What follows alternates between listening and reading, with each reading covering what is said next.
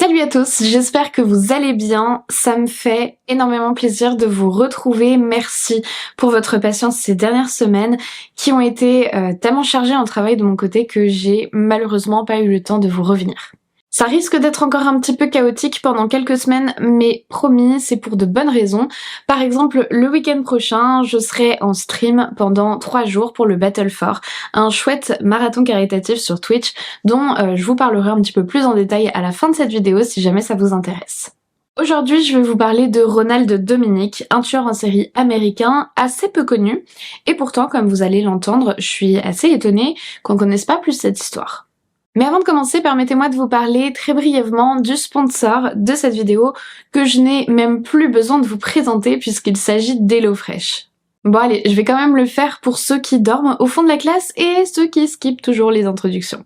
HelloFresh est un service de livraison de recettes à domicile. Ça veut dire que chaque semaine, tu reçois ton colis avec des recettes que tu as choisies selon tes goûts et tout ce qu'il faut pour les réaliser.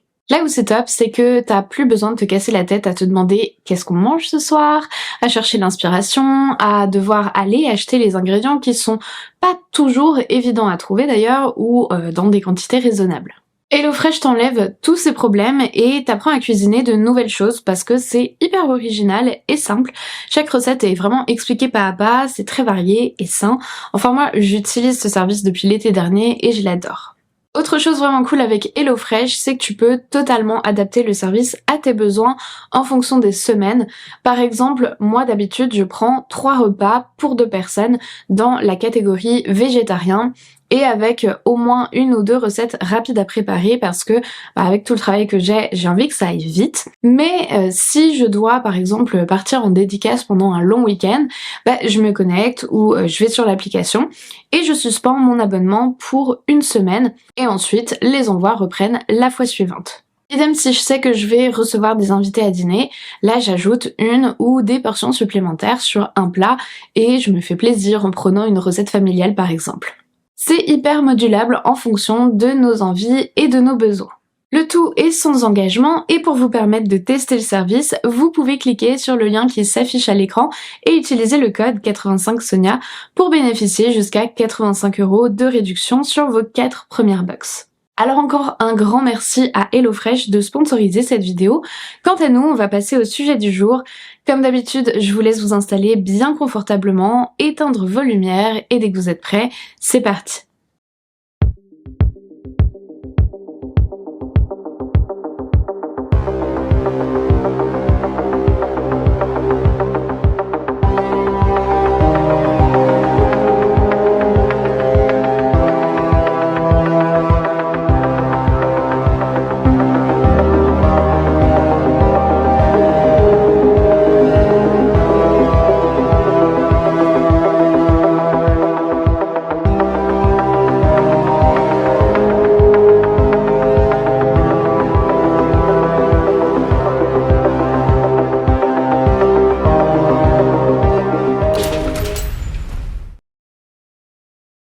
Le cas de Ronald Dominic est l'un des pires tueurs en série de l'histoire de la Louisiane aux États-Unis. Entre 1997 et 2006, Dominic a commis au moins 23 meurtres, principalement des hommes noirs. Sa série de crimes a été très longue, mais malgré ça, peu d'attention a été accordée à l'affaire aux États-Unis, en particulier dans les médias nationaux. En effet, celui qui a été surnommé le tueur du Bayou ciblait principalement des hommes homosexuels et des travailleurs du sexe masculin qui étaient souvent marginalisés et vulnérables. De plus, beaucoup de ses victimes étaient des personnes de couleur et on pense que l'affaire n'a pas été traitée par les autorités locales de la même façon que si les victimes avaient été blanches et hétérosexuelles. Ça vous rappelle sûrement un autre cas, pas vrai? Mais on y reviendra plus tard. La chronologie des événements liés à Ronald Dominic commence à la fin des années 90 lorsqu'il commet ses premiers meurtres. Dominic a 33 ans le 2 juillet 1997, jour où il tue pour la première fois. La victime s'appelle David Mitchell, c'est un jeune homme noir de 19 ans, tranquille et respectueux, qui faisait du stop sur une route pour rentrer d'une fête d'anniversaire. On retrouvera son corps 2 jours plus tard, au moment de la fête nationale. Le pauvre David est retrouvé torse nu, le pantalon baissé jusqu'aux chevilles, dans un fossé près de Saint-Charles. L'autopsie va conclure à une mort accidentelle par noyade. Il n'y a pas de traces de coups apparentes, pas non plus d'alcool ou de drogue dans le sang, seulement un petit peu d'eau dans les poumons. Mais ses proches, et notamment son père, n'acceptent pas ces conclusions. Pour eux, c'est pas possible qu'il s'agisse d'un accident. David était un super bon nageur, et en plus, il y avait vraiment pas beaucoup d'eau au fond du fossé. Et puis, surtout, pourquoi est-ce qu'on l'aurait retrouvé tout déshabillé comme ça ? Malheureusement, l'enquête restera sur cette autopsie bâclée et n'ira pas plus loin. Plusieurs mois s'écoulent avant que Ronald Dominique ne passe à nouveau à l'acte. Vous savez, je vous ai déjà dit que les tueurs en série ont des périodes de pause entre les meurtres qui durent généralement entre quelques semaines à plusieurs mois, voire parfois plus dans certains cas. Pendant ces pauses, surtout au tout début, le tueur va potentiellement croire qu'il ne repassera pas à l'acte. Ici, par exemple, on peut imaginer que Ronald Dominique a cru qu'il ne recommencerait jamais, qu'il avait tué pour voir ce que ça fait. Sauf que petit à petit, l'envie de recommencer va revenir. Et c'est lorsque ces cycles qui alternent une envie de tuer grandissante, puis un passage à l'acte, puis la période de redescente, et ainsi de suite, que tout ça s'installe, que l'on fait vraiment face à ce qu'on appelle un tueur en série. Bref, nous en arrivons au mois de décembre 1997, lorsque Dominique tue pour la seconde fois. Il s'en prend à Gary Pierre, 20 ans, un jeune noir lui-même connu des services de police pour des histoires de deal de drogue. Son corps est retrouvé habillé, sans trace apparente de violence, à Saint-Charles. Là encore, l'enquête ne donne rien, peut-être parce que la police n'y met pas énormément du sien. En juillet 98, c'est au tour de Larry Ranson, 38 ans, sans-abri toxicomane, d'être assassiné à Saint-Charles. Cette fois, la cause de la mort ne fait aucun doute, il s'agit bien d'un meurtre puisque l'homme est retrouvé ligoté. Mais encore une fois, la police ne parvient pas à retrouver son meurtrier, il n'y a pas de lien qui est établi entre les affaires, et je pense que je vais arrêter de le préciser à chaque fois, mais vous allez remarquer que ça va être quelque chose de récurrent et qu'on peut probablement lier à un manque d'assiduité des enquêteurs dû au profil des victimes, qui étaient très souvent des marginaux, des noirs et des homosexuels. Le 4 octobre 1998, Oliver Lebanks est retrouvé mort près de Metairie. C'est un jeune homme noir sociable, aimé de son entourage, mais à la vie compliquée. Il avait lutté contre des gros problèmes d'addiction aux drogues dures, était pauvre. Pendant un temps, il avait réussi à s'en sortir en trouvant un travail dans la restauration, mais il avait replongé dans la drogue et il se prostituait pour pouvoir se payer ses doses. Oliver a été attiré par Ronald Dominique pour une relation sexuelle tarifée avant d'être battu violemment et étranglé, puis son corps, à moitié déshabillé, a été jeté aux abords de la ville. À l'autopsie, on va remarquer des traces de sperme sur le corps de la victime, mais l'ADN n'en sera pas identifié. Toujours en octobre 1998, Dominique commet un autre meurtre. Il tue Joseph Brown, un adolescent noir de 16 ans, après l'avoir attiré dans sa camionnette en lui faisant croire qu'il avait de la cocaïne à vendre. L'adolescent a été battu puis asphyxié avec un sac en plastique, puis son corps a été jeté sans ménagement dans la paroisse de Jefferson. Un mois plus tard environ, c'est malheureusement au tour du jeune Bruce Williams, 18 ans, lui aussi retrouvé mort dans la paroisse de Jefferson, dans des circonstances très semblables. C'était un jeune sportif et ambitieux qui venait de décrocher une bourse d'études universitaires. Alors je vais pas vous faire la liste entière de toutes les victimes de Ronald Dominique parce que malheureusement elle est très longue et ce serait assez redondant pour vous parce que les cas étaient vraiment très similaires. Du coup, ce que je vais faire, c'est que je vais vous montrer leur nom, leur photo quand il y en a une, et la date de leur assassinat à l'écran, tout en vous parlant d'eux d'une manière un peu plus globale. Ce qui est important de retenir, c'est que le profil des victimes est vraiment ciblé. Ce sont des hommes en situation de vulnérabilité, comme je vous le disais, assez souvent des marginaux, soit des sans-abri ou des toxicomanes, ou alors des très jeunes, souvent noirs, parfois tout ça à la fois. Parce que Dominique savait pertinemment que ce ne seraient pas des victimes qui susciteraient beaucoup d'efforts de la police pour retrouver leur meurtrier. Les meurtres vont s'étendre en tout, comme je vous disais, jusqu'en 2006 et Ronald Dominique ne va que très peu changer son mode opératoire pendant les presque 10 années où il sera actif. Premièrement, donc, les victimes étaient choisies en fonction du profil que je vous ai décrit. Ensuite, Dominique s'arrangeait pour attirer les hommes chez lui, généralement en leur proposant soit de la drogue ou de l'argent, chose qui les intéressait généralement, puisqu'ils étaient en situation de précarité pour la plupart.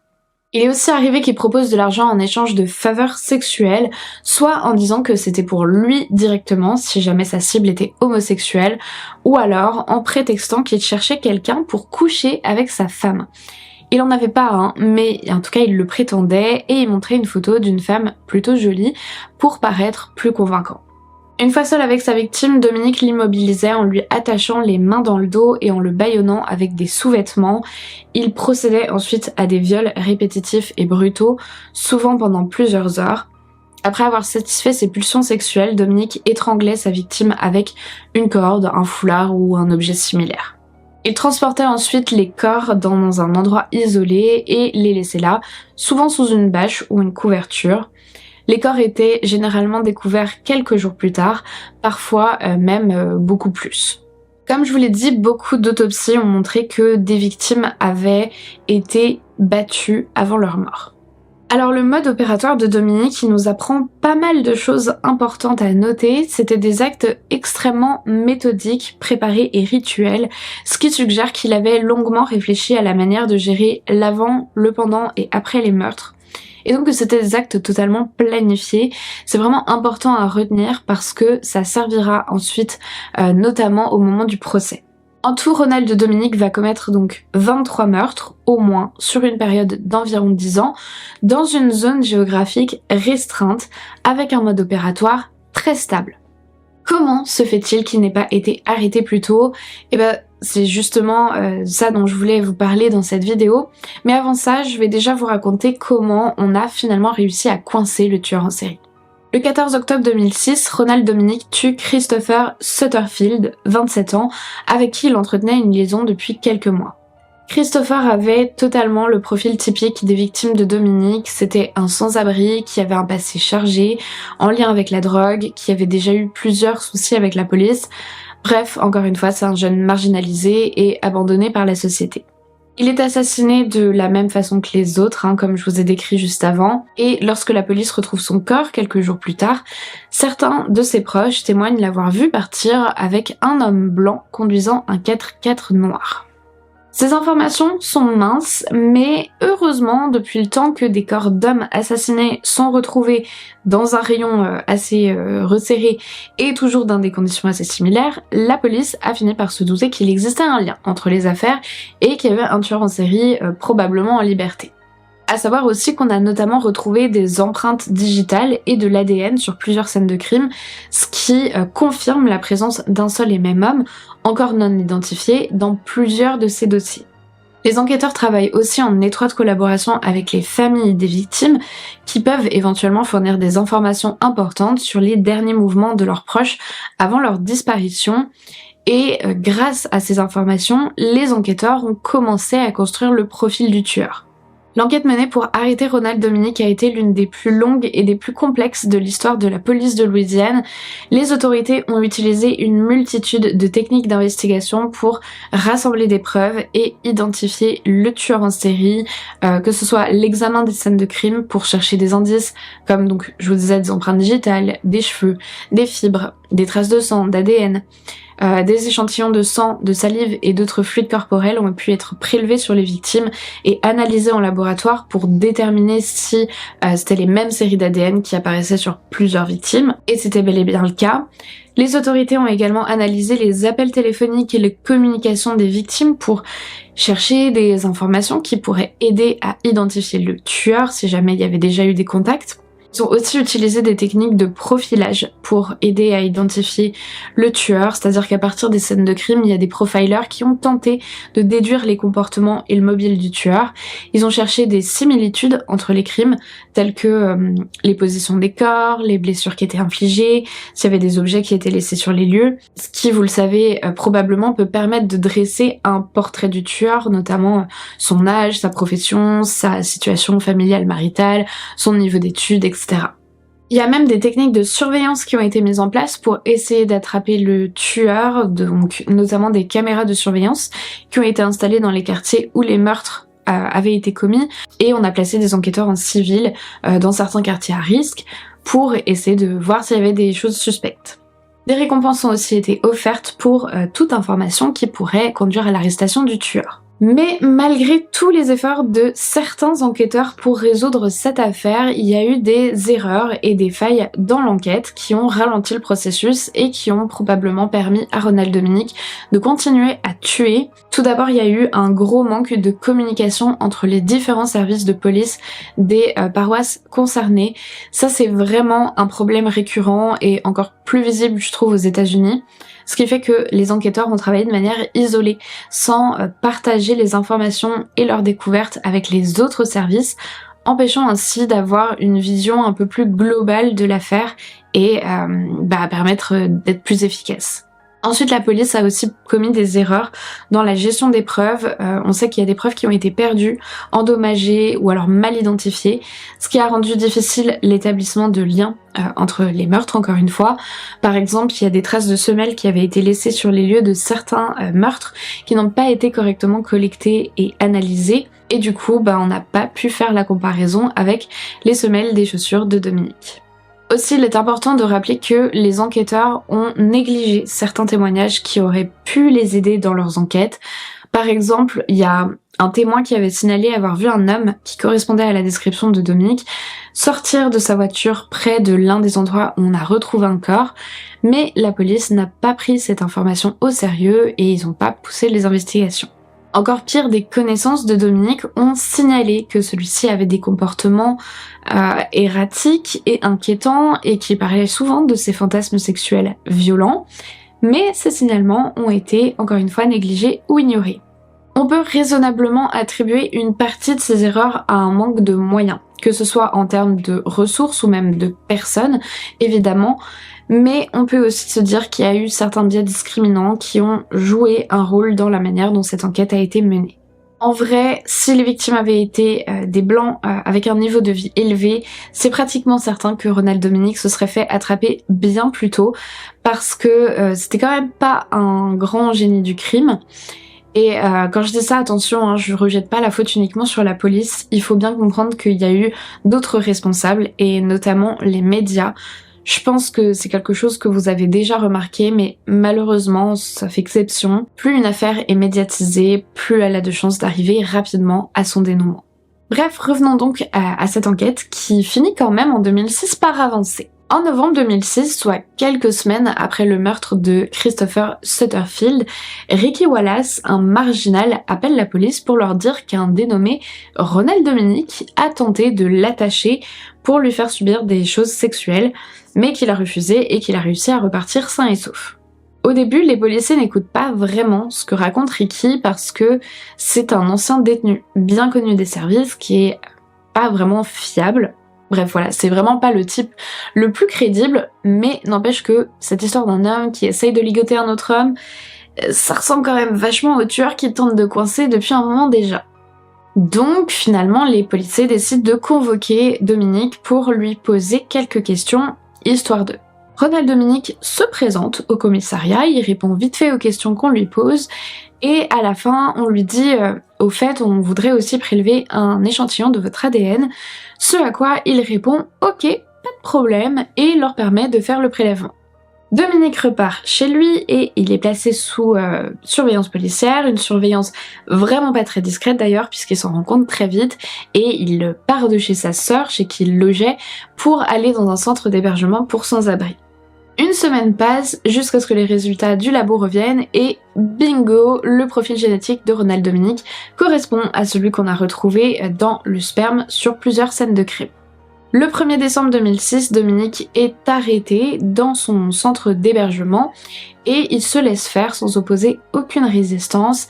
Il dit d'ailleurs aux policiers qu'il savait qu'il allait être arrêté depuis qu'il avait accepté de donner son ADN et que ce serait d'ailleurs pour ça qu'il est parti de chez sa sœur, pour ne pas lui faire vivre ça. J'adore vraiment le système moral des tueurs en série, genre il s'est dit que se faire arrêter chez sa sœur, ça risquait de la perturber.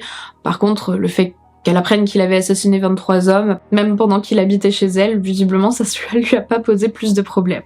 Alors lors des perquisitions dans ces affaires, les enquêteurs retrouvent des preuves supplémentaires, notamment des photographies des victimes et des objets appartenant à certaines d'entre elles qui avaient été emportés comme des trophées, notamment des vêtements et des chaussures que Ronald Dominique gardait pour se remémorer les meurtres. En interrogatoire, Dominique est plutôt coopératif et il avoue les meurtres de 23 hommes qu'il a commis donc entre 1997 et 2006.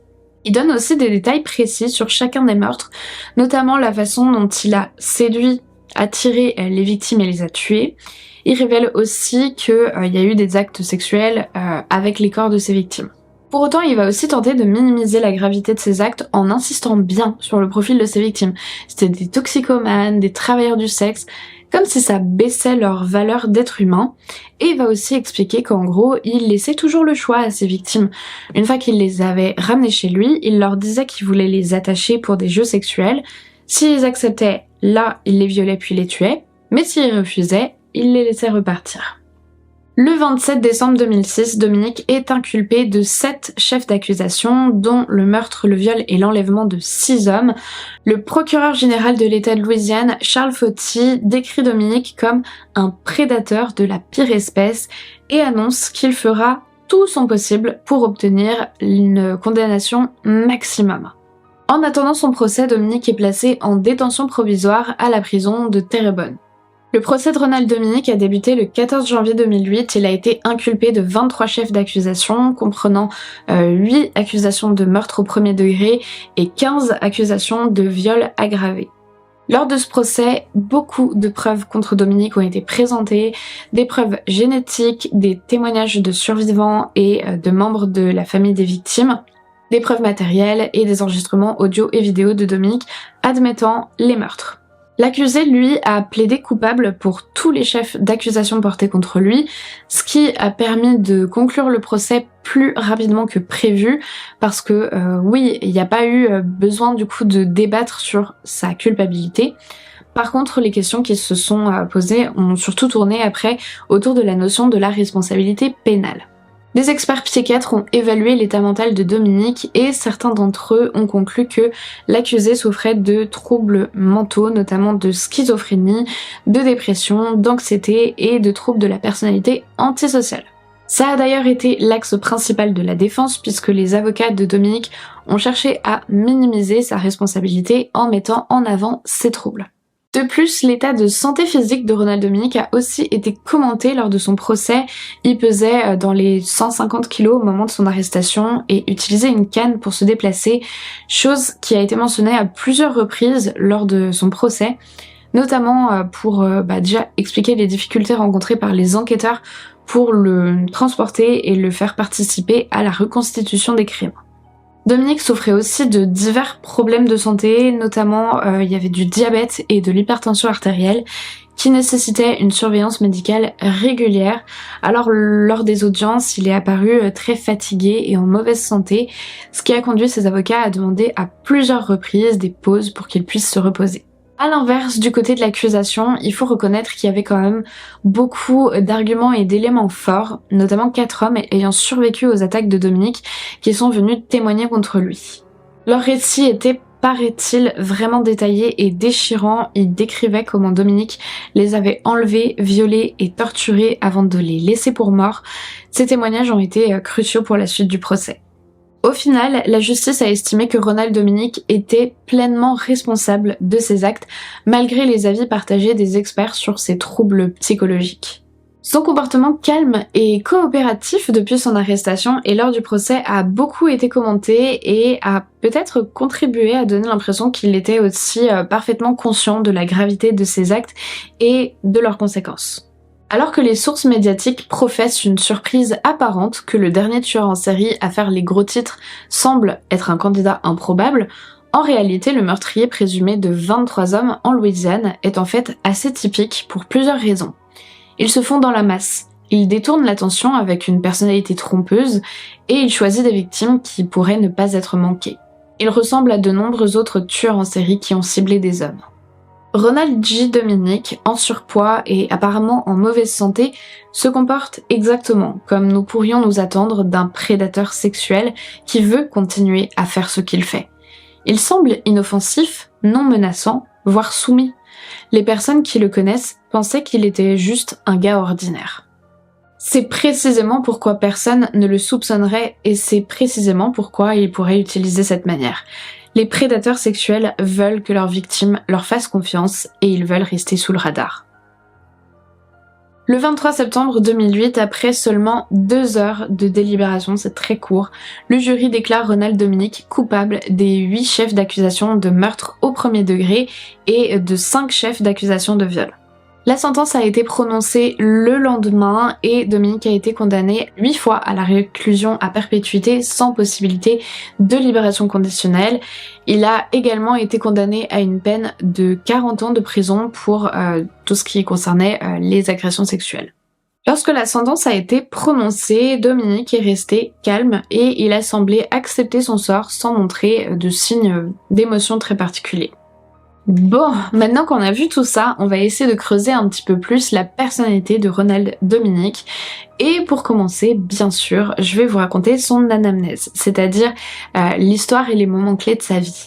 Ronald Joseph Dominique est né le 9 janvier 1946 à Thibodaux, une petite ville dans les bayous de Louisiane. C'est là qu'il a grandi dans une famille pauvre avec ses parents et sa grande sœur. J'ai malheureusement pas beaucoup d'informations à vous donner sur la petite enfance de Ronald Dominique. Je pense que le quotidien n'était pas tout rose dans cette petite communauté pauvre, perdue entre la Nouvelle-Orléans et Bâton Rouge, mais il n'y a pas non plus de grands traumatismes à signaler. Du côté de l'école, les résultats de Ronald étaient plutôt corrects. Par contre, il semblerait qu'il ait subi du harcèlement de la part de ses camarades. Déjà, il avait un caractère plutôt timide, réservé, et en plus de ça, il avait une santé assez fragile et était en surpoids. Il pratiquait pas de sport, il faisait partie de la chorale de l'école. Bref, il était considéré comme un ringard et il n'avait pas vraiment d'amis.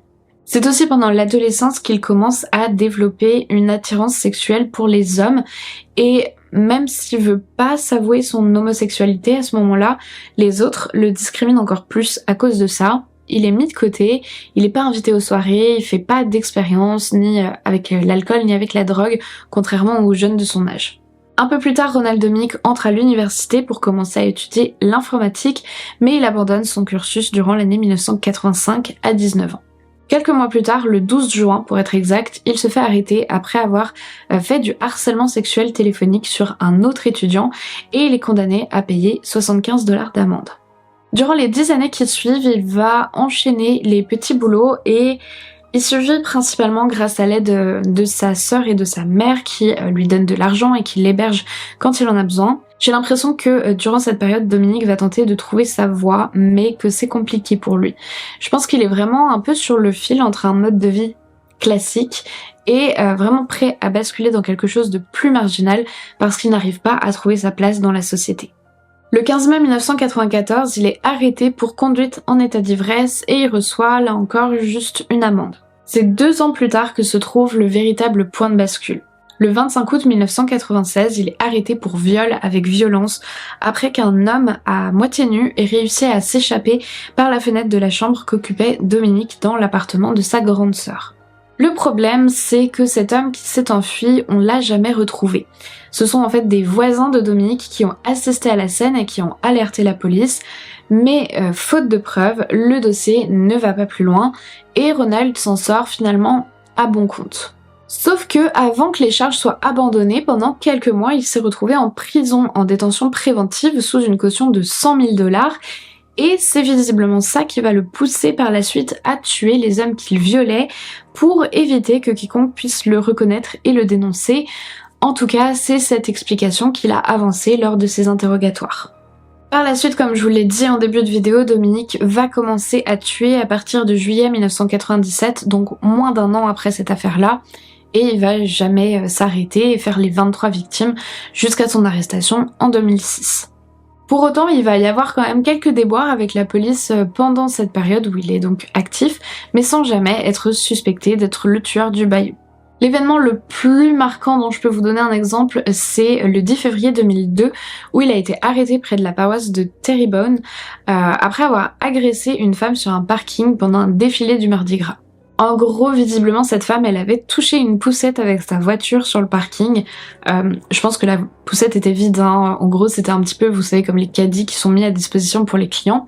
Et ça devait un petit peu traîner au milieu du passage. Mais bref. Ronald Dominique l'a donc vu taper cette poussette et il l'a accusé d'avoir une conduite dangereuse et il l'a frappé au visage. Au final, l'histoire n'a pas été plus loin, il y a eu un arrangement à l'amiable qui a été trouvé entre les deux, mais cette femme a probablement eu énormément de chance parce qu'elle savait pas qu'à ce moment-là, elle avait toute cette embrouille avec un dangereux tueur en série. Alors tout ça, c'était pour la partie problème judiciaire rencontré par Dominique au cours de sa vie, mais il faut aussi que je vous dise quelques mots sur sa vie plus personnelle. En fait, elle était assez inexistante, comme vous vous en doutez certainement. On lui connaît pas de vraies relations longues ou stables. Visiblement, c'était un homme qui, une fois à l'âge adulte, assumait son homosexualité et qui fréquentait beaucoup les bars gays du coin. Il avait aussi un passe-temps qui faisait beaucoup dans ses bars, c'était de se travestir en son idole, Patti LaBelle, pour en faire ce qui a été décrit par tous ceux qui en ont été témoins comme de très mauvaises imitations. Et je dis bien se travestir, qui est un terme spécifique au fait d'incarner une personnalité célèbre, parce que je crois pas qu'il faisait ça sur d'autres personnages féminins, ni même qui présentaient la moindre dysphorie de genre. C'était vraiment pas du tout la même chose, et je veux pas qu'on fasse l'amalgame, et c'est important d'insister là-dessus. Mais là encore, le souci, c'est que même dans la communauté gay, Ronald Dominique n'était pas quelqu'un de vraiment apprécié. Je pense que c'est vraiment quelqu'un qui a jamais trouvé sa place, dont la personnalité ne lui permettait pas vraiment de se faire des amis ou même des bonnes relations. C'était pas non plus quelqu'un de détesté, vraiment de tous les témoignages que j'ai lus, des personnes qui l'ont un petit peu côtoyé ne se doutaient absolument pas de l'horreur de tous les actes qu'il commettait, mais juste il arrivait pas à se faire vraiment des amis quoi. Le seul moment dans sa vie où il a commencé enfin à trouver un lieu où il se sentait accepté pour qui il était, enfin, la meilleure partie de lui qu'il voulait bien montrer en tout cas, c'était quelques mois avant son arrestation quand il a rejoint le Lions Club et qui donnait un coup de main pour, vous savez c'est très cliché, faire les parties de bingo les après-midi auprès des personnes âgées. Voilà. Alors on peut pas vraiment mettre le doigt sur une explication forte qui permettrait de mieux comprendre les passages à l'acte meurtrier de Ronald Dominique. Je pense que d'une certaine manière il était assez lucide et juste quand il a déclaré qu'il tuait par peur de retourner en prison. À mon avis c'est quelqu'un qui était très fortement excité sexuellement à l'idée de violer, potentiellement qui était aussi sexuellement excité à l'idée de tuer puisque vous le savez c'est symboliquement une façon de dominer, de prendre le pouvoir ultime sur la vie et sur les autres. Donc il y a très probablement en sous-texte une volonté de se venger sur la société qu'il a toujours rejetée. Finalement, on est en présence d'un cas de tueur en série très classique, même si on retrouve pas d'énormes traumatismes dans son enfance. Bon déjà parce que je vous ai dit, j'ai pas trouvé tant d'infos que ça sur ce qu'il a vécu en étant petit, donc on n'est pas à l'abri que je sois passée à côté d'un élément majeur. Mais d'un autre côté, je trouve ça intéressant de montrer que les tueurs en série les plus sadiques et avec un nombre de victimes très élevé ne sont même pas nécessairement ceux ayant vécu les pires abus durant leur jeunesse. Ça illustre bien ce dont je vous parle sans arrêt et qui pour moi est un point essentiel dans la compréhension de ces esprits criminels, c'est la capacité de résilience de chacun et je pense ce défaut de capacité de résilience chez les tueurs en série couplé bien entendu à un énorme manque d'empathie, à du sadisme, la liste des ingrédients est quand même un petit peu longue et complexe, heureusement. Alors je vous disais aussi en début de vidéo que le cas de Ronald Dominique m'a étrangement fait penser à d'autres affaires, notamment, et je pense que vous y avez pensé vous aussi, à Jeffrey Dahmer et à John Wayne Gacy. Il y a beaucoup de points de ressemblance et d'autres points de divergence évidemment, mais pour moi le plus significatif, c'est le peu d'impact médiatique qu'a reçu l'affaire Ronald Dominique par rapport à ces deux autres cas que je viens de citer. Je pense pas me tromper en disant que beaucoup d'entre vous n'avaient certainement jamais entendu parler de ce tueur en série. Moi-même d'ailleurs c'est pareil, je l'ai découvert là en cherchant mon sujet pour cette vidéo. Et même aux États-Unis visiblement c'est pas un tueur en série qui est très connu, il a été assez peu médiatisé. Bon, c'est quelqu'un qui est encore aujourd'hui en prison, qui n'en sortira jamais bien entendu, mais j'ai été assez étonnée de voir que la presse, les documentaires, tout ça, il y en a pas qui se sont vraiment penchés sur son cas, alors qu'il a quand même fait vraiment beaucoup de victimes. Je pense que ça s'explique malheureusement par le peu d'intérêt porté par l'opinion publique pour les victimes. Encore une fois, je vais me répéter, mais c'était des hommes principalement noirs, souvent SDF, toxicomanes, travailleurs du sexe, bref, un profil qui attire assez peu la sympathie et la compassion du grand public. Aussi, je pense que là où Dahmer et Gacy ont été du pain béni pour la presse, c'est que dans leurs affaires, il y avait beaucoup de détails vraiment sordides. Et c'est terrible à dire, mais c'est souvent ça qui fait vendre. Pour Dahmer, c'était le cannibalisme, le démembrement, le fait qu'il les transformait en zombies, etc. Et pour Gacy, c'était son personnage de clown, et puis le fait qu'il enterrait ses victimes, enfin les corps de ses victimes, sous sa maison. Bref, ça faisait plein de petits détails bien gore, bien croustillants, qui ont donné à ces histoires une couverture médiatique monstrueuse. Tandis que Dominique, finalement, toute sa vie, il aurait été rejeté et sera resté dans l'ombre. Et même après son arrestation, même en étant l'un des tueurs en série avec le plus de victimes à son actif, voilà, il est resté ce type auquel personne ne prête attention.